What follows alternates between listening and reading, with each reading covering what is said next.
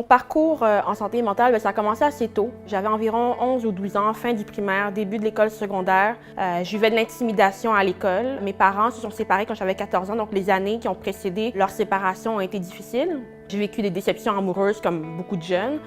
Fait que tout ça en même temps, ça faisait que peu importe où j'allais, je me sentais pas bien. Puis je sentais que je faisais juste subir des événements sur lesquels j'avais aucun pouvoir, puis une prise de mesure en fait. Mes collègues de classe commençaient à s'inquiéter pour moi. On m'a forcé à voir la psychologue de l'école. Au départ, la psychologue de l'école, je voulais pas la voir, je voulais rien savoir. Mais par la suite, j'ai continué à demander de l'aide, j'ai persévéré. J'ai eu espoir que mon avenir pouvait être meilleur parce que les adultes autour de moi me disaient qu'il y avait un bel avenir devant moi. Quand j'ai quitté le secondaire, je suis entrée dans un programme qui m'intéressait vraiment beaucoup. J'ai poursuivi en travail social à l'université, puis je commence une maîtrise à l'automne à l'université également. Donc j'ai trouvé un sens à ce que j'avais vécu. Petit à petit, j'ai repris pied avec le soutien que j'ai eu, le traitement que j'ai eu mon diagnostic à 17 ans également. Donc c'est tous ces éléments-là ensemble, le support de ma famille aussi, qui ont fait qu'aujourd'hui, je suis rendue où est-ce que je suis rendue. Bonjour tout le monde.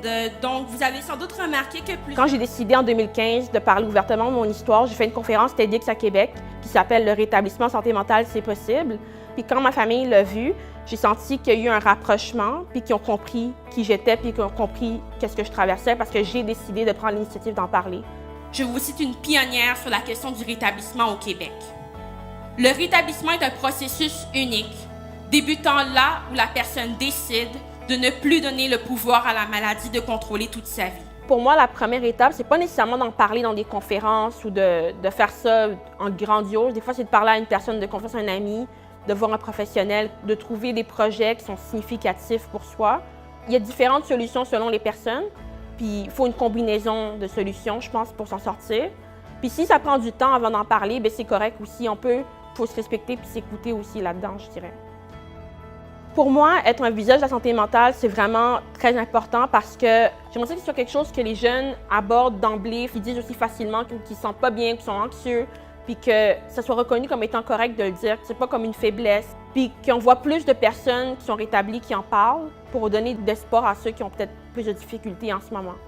Et c'est ce que je tente de faire aujourd'hui en partageant mon histoire. Je veux être le changement que je veux voir dans le monde.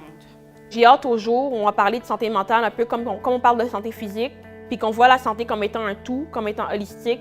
Donc c'est une conversation qui concerne tout le monde, donc c'est important d'en parler, pour que le monde se sente concerné puis qu'ils savent que ça peut leur arriver à eux aussi.